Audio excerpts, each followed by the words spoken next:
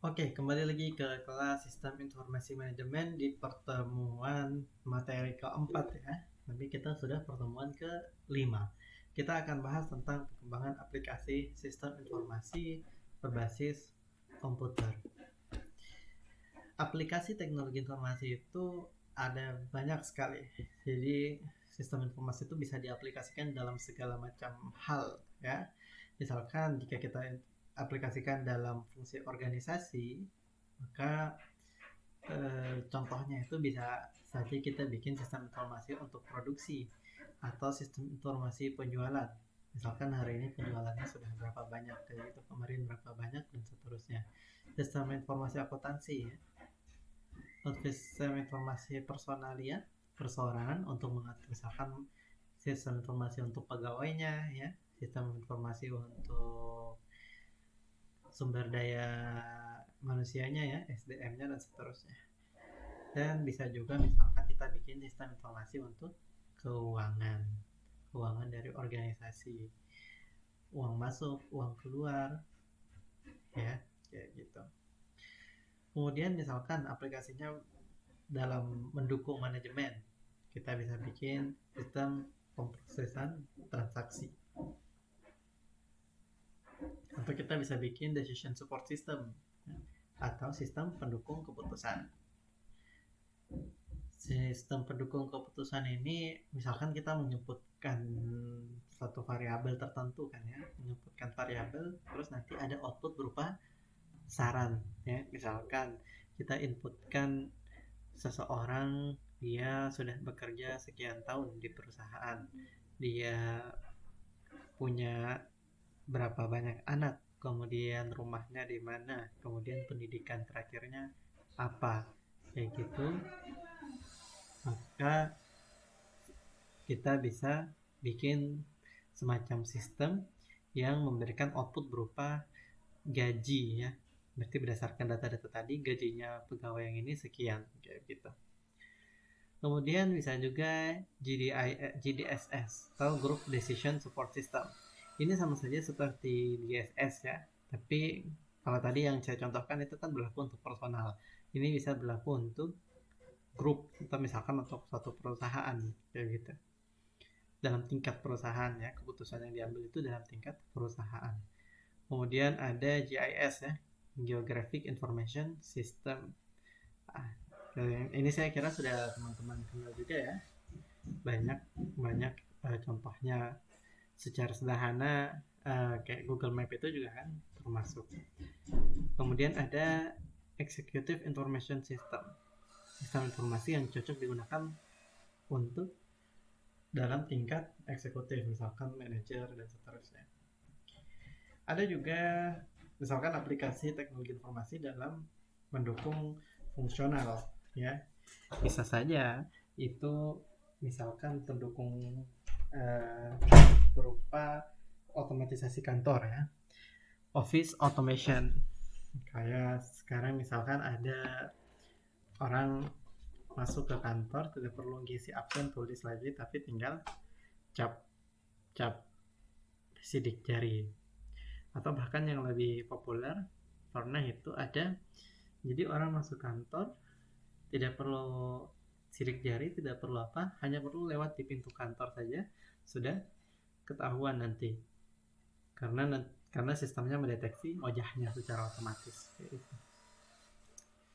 Terus ada juga workstation dan pengolahan kata ya. Workstation ini maksudnya sistem database ya, atau sistem pusat begitu ya. Dan pengolahan kata ya, pengolahan kata ini maksudnya seperti ya, maksudnya seperti misalkan kita punya sistem yang bisa yang bisa membuat semacam sentiment analysis dan seterusnya ya, kayak natural language processing. Ini bisa teman-teman pelajari lebih lanjut nanti ya, mungkin semester depan baru ada mata kuliahnya. Kemudian selanjutnya sistem kantor terintegrasi atau local area network LAN. Bagaimana kita bisa bikin komputer di kantor itu saling berhubungan, supaya kalau copy data tinggal kayak copy file antara hard disk itu. Kemudian otomatisasi pabrik, ya, bagaimana alat-alatnya itu tidak, walaupun itu sudah mesin, tapi mesinnya itu tidak perlu lagi tidak butuh lagi campur tangan manusia yang banyak. Jadi misalkan sudah kita tambahkan artificial intelligence di situ. Kemudian aplikasi yang selanjutnya misalkan ada yang berbasis teknologi, ya, seperti artificial intelligence, robotika, expert system, ya. Misalkan kemarin kan kita barusan ada kuliah tamu ya tentang telemedicine system, ya, smart telemedicine system. Di sana kita tahu kan expert yang digunakan di situ adalah dokter. Jadi sistemnya mencoba menyimpan pengetahuan dari sang dokter itu ke dalam komputer. Ada juga virtual reality, ya. Ini biasanya digunakan di game nih banyak nih, ya. Atau produk yang terkenal misalkan Google Glass, ya. Jadi cuma tinggal kita pakai kacamata, kita udah bisa melihat di depan kayak komputer gitu, kayak Iron Man. Kemudian bisa juga aplikasi itu berupa rancang bangun atau software engineering. Misalkan bikin budget system, ya, kita bikin rancang bangun teknologi informasi dari suatu organisasi. Kita bikin database-nya, ya, misalkan database keseluruhan, bukan hanya tentang data pegawai, tapi juga tentang keuangan, tentang produksi, ya. Bisa juga berupa client server system. Sederhananya kalau bisa kita bikin game net, ya, misalkan, atau mungkin bahasanya warnet, ya, ada client atau client workstation, ya. Kemudian kita perlu mengelola database. Nah, tahapan atau prosedur kegiatan pengolahan sistem informasi manajemen secara umum itu terdiri dari 4 tahap ini, ya. Pertama itu ada data atau sumber informasi. Data tersebut diproses, ya, diproses dengan segala macam proses tergantung sistem informasi apa yang kita inginkan atau yang kita ingin buat, maka itu disebut sebagai proses pengolahan sistem informasi. Setelah diolah informasi tersebut, maka sudah waktunya kita gunakan informasi itu untuk pendayagunaan dan akan muncul hasil, ya. Misalkan kita punya data berupa data internal dan eksternal. Data internal itu ada berupa program kerja dari perusahaan, sarana dan prasarana. Perusahaan punya apa saja, mobil dan seterusnya. Dana, ketenagaan, sumber daya manusia, atau yang lain-lain. Kemudian data eksternal ada misalkan surat SK Menteri, Kepres, SK Rektor, SK Direktur, dan segala macam perizinan lainnya. Dalam proses pengelolaan informasi nanti akan ada perencanaan kebutuhan. Kemudian kita perlu mengumpulkan data. Kemudian kita misalkan bisa mengelola data dan menganalisis gitu. Kemudian setelah menganalisis data tersebut kita bisa sajikan dalam bentuk grafik misalkan. Dan kita perlu dokumentasikan juga, ya. Jangan sampai kita bikin analisis, kemudian kita bikin grafik-grafik tapi tidak kita dokumentasikan. Nah, ada juga pembinaan dan pengembangan. Ketika kita menganalisis sistem informasi dari perusahaan, maka itu harus diberitahukan kepada segala macam pihak yang terkait, ya. Misalkan kita mau bikin sistem informasi untuk dosen-dosen, maka dosen-dosen perlu tahu, ya, harus dibina untuk bagaimana menggunakan sistem informasi tersebut. Dan juga ada pengawasan atau layanan setelah pengelolaan itu. Kemudian pada proses ketiga itu misalkan ada pembuatan pengambilan keputusan, ya, dari informasi yang dikelola tersebut, maka kita bisa mengambil keputusan untuk mendukung proses manajemen dan menyebarluaskan informasi, dan keputusan itu bisa juga digunakan sebagai basis untuk menyusun rencana strategis atau melakukan peramalan atau forecasting, peramalan ke depan. Misalkan berdasarkan situasi keuangan perusahaan 3 bulan sebelumnya, kita bisa meramalkan, wah 3 bulan sebelumnya naik, kemudian naiknya hanya sedikit, kemudian di bulan segini ada corona, berarti sepertinya dia akan turun sedikit kayak gitu. Dan hasil berupa pencapaian akhirnya kita ingin dengan adanya sistem informasi itu pelaksanaan manajemen menjadi baik, kemudian target organisasi tercapai dan keberhasilan meningkat. Nah, di manakah letak pengembangan aplikasi dalam tahapan kegiatan SIM? Letaknya adalah di bagian kedua sini, yaitu proses pengelolaan sistem informasi. Ya, jadi kegiatan pengembangan aplikasi SIM itu ada di sini, aplikasi CBIS Computer Based Information System. Maka di sini itu proses sebenarnya dari rekayasa perangkat lunak atau software engineering, RPL ya. Nah, yang menjadi perhatian adalah pertama, kita harus tahu siapa yang merancang software tersebut atau sistem informasi tersebut. Kemudian rancangannya bagaimana? Dan siapa yang mengoperasikan, bagaimana maintenance-nya, dan outcome yang diharapkannya itu bagaimana. Setelah kita tahu, maka merancang sistem informasi pada suatu perusahaan itu berarti merancang ulang perusahaan tersebut sendiri, ya. Membuat segala proses yang awalnya manual menjadi otomatis. Nah, outcome yang diinginkan itu adalah misalkan pada misi organisasi atau perusahaan tersebut membuat perusahaan atau organisasi itu menjadi semakin kompetitif di dunianya ya.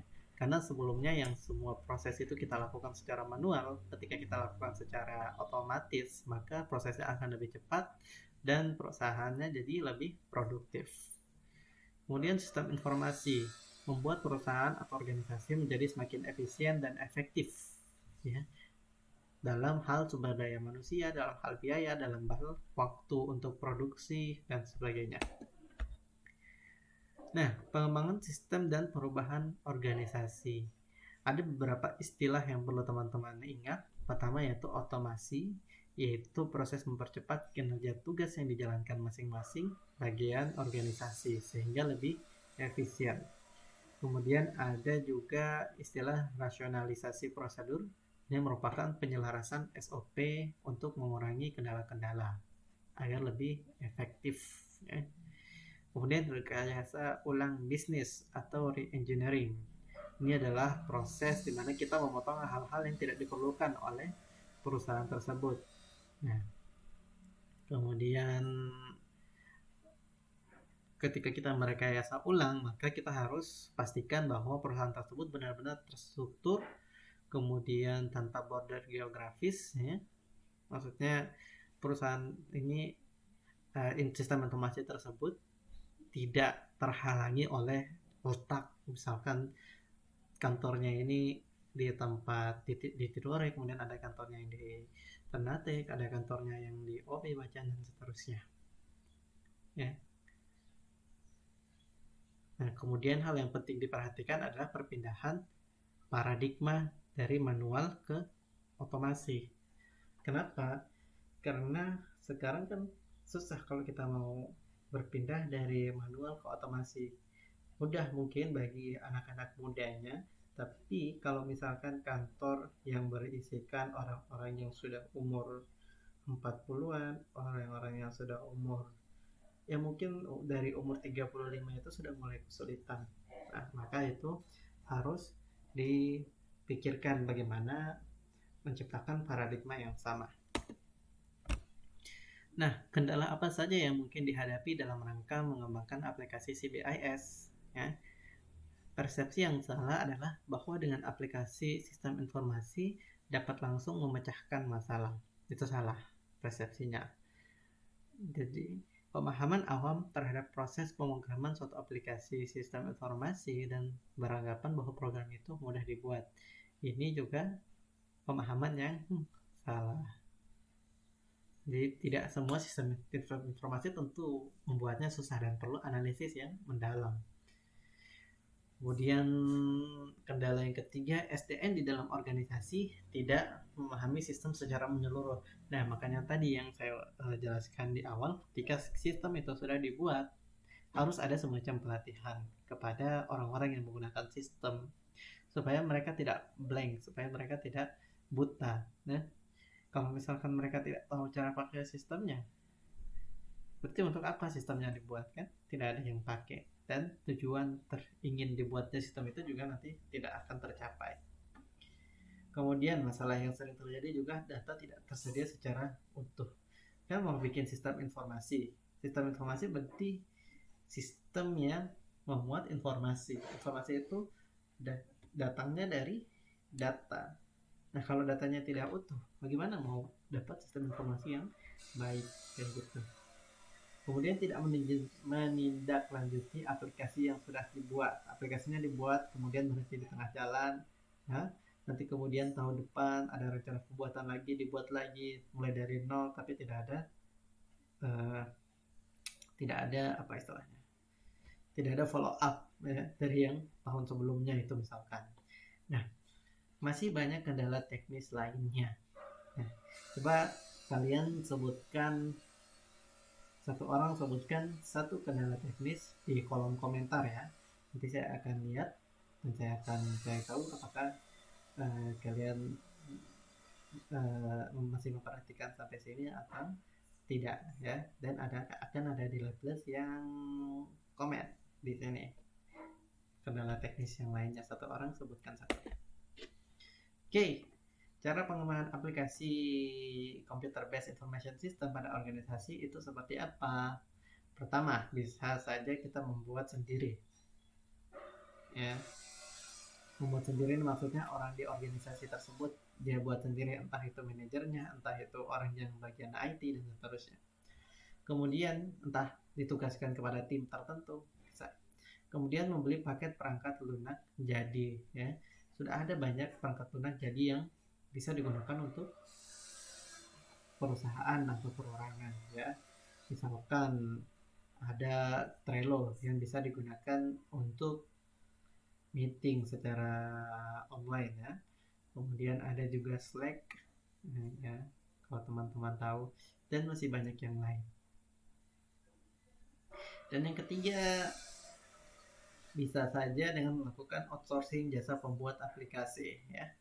Daripada kita buat sendiri lama, kemudian kita beli paket perangkat lunak yang jadi bisa saja tidak sesuai dengan keinginan kita ya. Bisa saja ada fitur yang kita inginkan tapi di sana tidak ada. Mending kita bayar orang untuk bikin aplikasi buat kita yang sesuai dengan apa yang kita inginkan. Nah, kalau kita mau membuat sendiri, syaratnya memiliki bagian TSI sendiri atau memiliki spesialis informasi sendiri. Maka tadi saya bilang harus ada tim yang bagian TI. Nah, kelebihannya sistem dapat diatur sesuai kebutuhan kita dan mudah diintegrasikan dengan sistem yang sudah ada, dan pengembangan selanjutnya terkontrol karena orang yang bekerja adalah orang yang di perusahaan itu sendiri. Namun, aplikasi sering menjadi terlalu dinamis, sering berubah ya. Karena orang-orang yang mengerjakan itu ya orang-orang kantor itu sudah. Jadi kalau ada sesuatu hal yang tidak cocok langsung diubah kayak gitu. Makanya jadinya tidak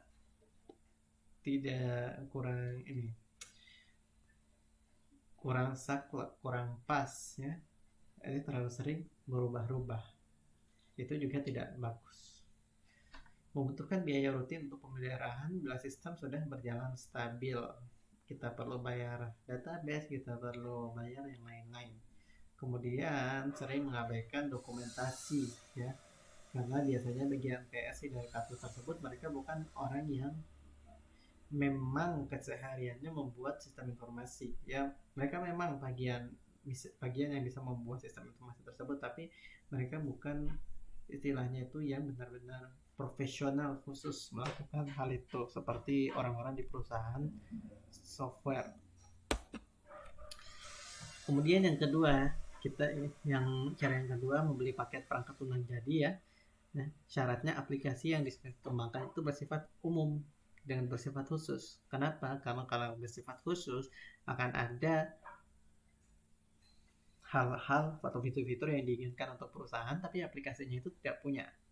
Ya. Kelebihannya, aplikasi langsung bisa diimplementasikan, kemudian dapat memilih paket sesuai dengan kebutuhan, dan dapat melakukan uji coba sebelum membeli. Kan biasanya ada trial ya, 14 hari, 30 hari, ya, dan dokumentasinya lengkap. Namun seringkali tidak mendukung kebutuhan spesifikasi organisasi, kayak tadi saya bilang. Kemudian harga cukup mahal, ada harga berlangganan bulanan, tahunan, dan sifatnya terlalu umum. Ya. Bisa saja tidak ada fitur yang bisa membantu kantornya kita. Kadang-kala hanya bisa dioperasikan dengan perangkat keras khusus. Nah, kalau kita mau melakukan outsourcing, maka syaratnya harus ada pihak pengembang yang dapat dipercaya. Jangan sampai pengembangnya itu orang yang ambil duitnya kita terus dia bawa lari sehingga kita tidak dapat aplikasinya, kita malah kehilangan duit kita. Nah, yang harus kita pertimbangkan adalah pihak pengembang tersebut harus sudah berpengalaman. Mereka mau melakukan pengikatan kontrak kedua belah pihak ya, tidak boleh ada yang tidak boleh ada lari-larian gitu. Kemudian pemesan dapat akses melakukan pemantauan perkembangan pengerjaan ya. Jadi jangan sampai pemesannya itu hanya pesan kemudian dia cuma menghubungi si pengembangnya ini pada saat awal dan akhir pekerjaan saja, itu tidak baik. Bisa saja karena nanti mereka sudah bikin programnya 50%, kemudian sampai 100% jadi, dan setelah jadi tidak sesuai keinginan, maka harus kita kembali lagi ke 50% yang sebelumnya tadi kan, jadi merugikan kedua belah pihak. Dan tidak ada konflik kepentingan dari personil pihak pemesan terhadap pengembang ya, tidak ada misalkan kayak semacam kita kasih project kepada pengembang ini supaya mereka dapat duit karena pengembang ini saudaranya kita, misalkan, tidak boleh. Kemudian mengendalikan biaya dengan tepat ya, tidak boleh kemahalan. Nah, kelebihannya perusahaan dapat berkonsentrasi dengan urusan bisnis utamanya, tidak perlu mikirin masalah aplikasi itu lagi. Dan tidak ada biaya rutin pengembangan CBIS, pengeluaran hanya pada saat membuat dan bila ada pengembangan. Dan ini juga menyikat waktu pengembangan dan dokumentasinya lengkap, karena pengembang itu dia orang yang profesional, tim yang profesional. Namun kemungkinan terjadi bocoran informasi ya, karena kita mau bikin sistem informasi, butuh data, semua data kita berikan ke mereka. Dan ketergantungan dengan pihak pengembang cukup tinggi ya. Kalau ada apa-apa kita panggil lagi pengembang, kalau ada kerusakan kita panggil lagi mereka, kayak gitu. Seringkali pengembang memegang pekerjaan untuk banyak perusahaan sehingga tidak ada prioritas dalam penumpasan pekerjaan bagi suatu perusahaan pemesan. Mereka pengembang itu tidak hanya mengerjakan satu proyek ya, mereka mengerjakan banyak proyek ya. Dan kalau kita di sistemnya kita ada masalah, kemudian mereka lagi sibuk, nah maka nanti kan jadinya lama kan untuk sistemnya kita ini diperbaiki. Nah, kemudian metodologi pengembangan CBIS, langkah-langkah dan proses yang dilakukan sebuah organisasi atau perusahaan dalam kegiatan pengembangan CBIS, itu namanya metodologi pengembangan. Dan pengembangan itu diperlukan karena sistem informasi manajemen tidak sempurna untuk sepanjang masa ya. Misalkan ada manajemen yang baru, dia butuh fitur yang baru dari sistem informasi tersebut, orang-orang baru masuk ya, kemudian pengembangan teknologi, kemudian ada pengaruh eksternal, misalkan ada pandemi kayak sekarang kan, maka sistem informasinya tentu tidak bisa kayak yang dulu sebelum ada pandemi. Sekarang sistem informasi perusahaan pasti semuanya diubah atau disesuaikan. Kemudian misalkan ada dinamika organisasi juga, pergantian manajer dan seterusnya. Nah, kegiatan pengembangannya CBIS itu bisa saja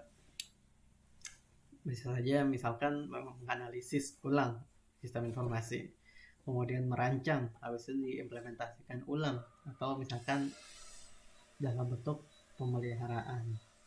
Nah, teknik pengembangnya ada dua. Yang pertama klasik ya, dengan menggunakan SDLC ya, System Development Life Cycle. Ini teman-teman sudah pelajari lebih lanjut saya kira di mata kuliah rekayasa perangkat lunak. Kemudian alternatifnya bisa menggunakan metode prototype atau menggunakan uh, teknik spiral. Nah, SDLC itu seperti apa? SDLC ini metode paling klasik ya dalam mengembangkan perangkat lunak ya, termasuk juga ke dalamnya sistem informasi. Tahapannya ada 5. Pertama dari analisis sistem. Sistem ini dia butuhnya apa saja. Kemudian didesain bagaimana input dan outputnya, proses perpindahan datanya itu mana saja, kemudian aktor-aktornya itu siapa saja, implementasi sistem, kemudian pengujian, dan operasional dan pemeliharaan. Yang paling kita remehkan itu bagian terakhir ini, pemeliharaan. Biasa sistem sudah jadi langsung dibiarkan begitu saja. Entah dia mau rusak, entah dia mau jadi sesuai dengan yang kita pesan, tidak kita pikirkan. Nah, ini yang paling sering dilupakan, pemeliharaan. Nah, model yang populer ini waterfall model ya, misalkan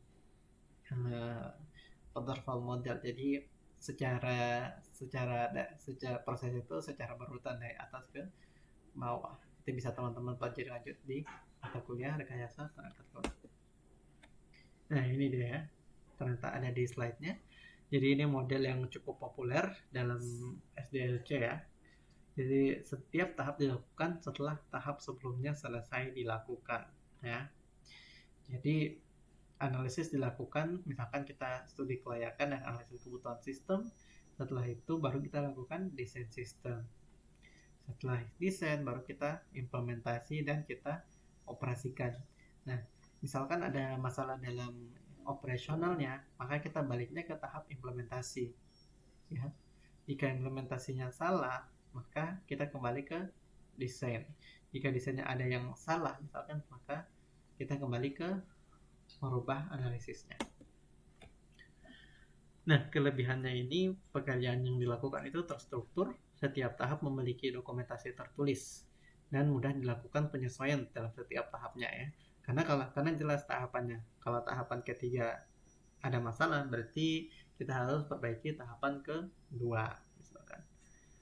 Tapi kekurangannya ini terlalu sering melakukan iterasi di setiap tahapan, kadang-kadang menyebabkan penguluran waktu karena kita harus periksa satu persatu setiap tahapan itu secara berurutan ada permasalahan atau tidak. Dan pihak pemberi pekerjaan seringkali sulit memberikan semua kebutuhan di awal pekerjaan karena dia masih bingung dia butuh sistem seperti apa. Dia kan punya bayangan itu sistem yang sudah jadi ya. Dia bayangannya tuh nanti orang kalau masuk ke websitenya kita nanti ada gambar ini, ada gambar itu, kemudian bisa klik ini, bisa klik itu.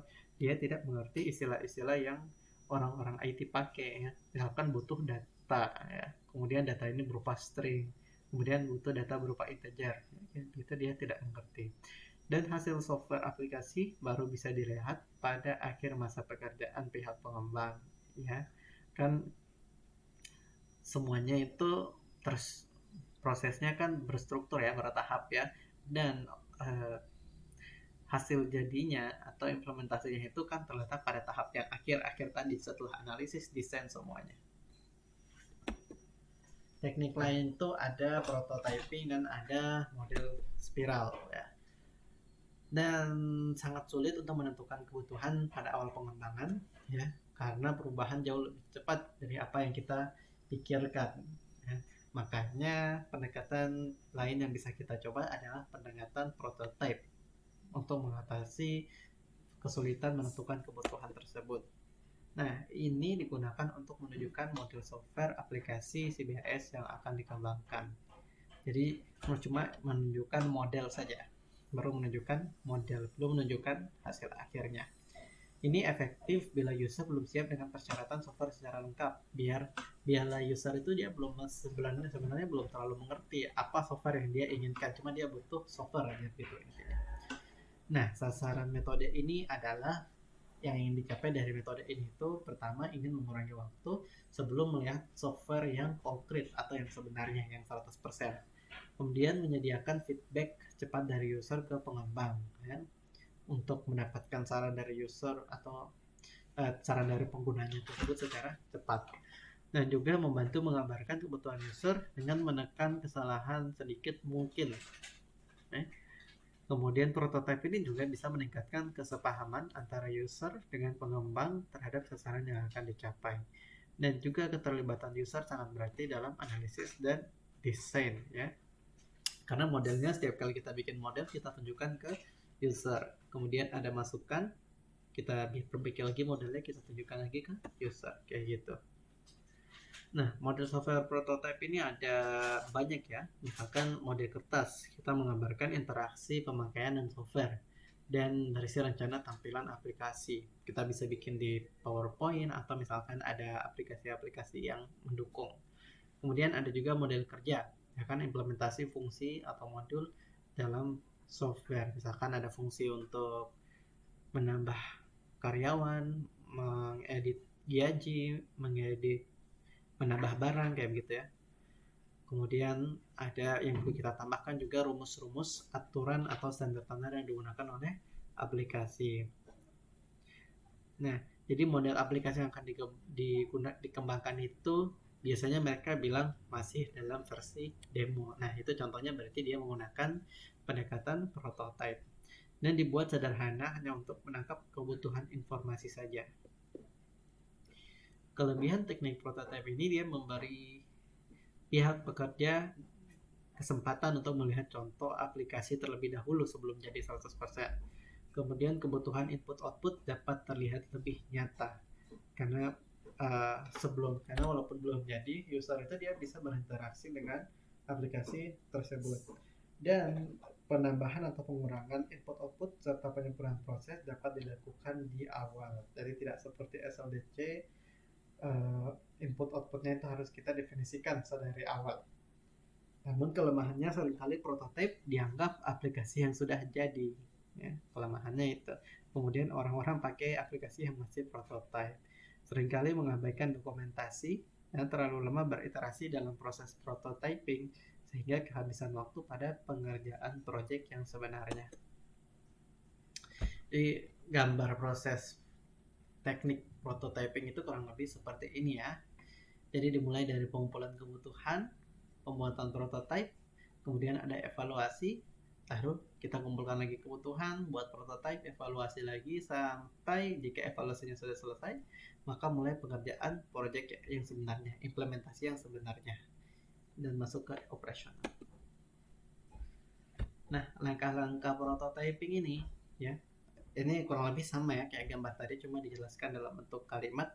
Jadi pertama menentukan kebutuhan dasar sistem, mengembangkan prototipe awal, kemudian menggunakan prototipe yang sudah dibuat. Jika user puas, maka kita kalau ada revisi, kita revisi lagi dan perbaiki lagi prototipe tersebut. Jika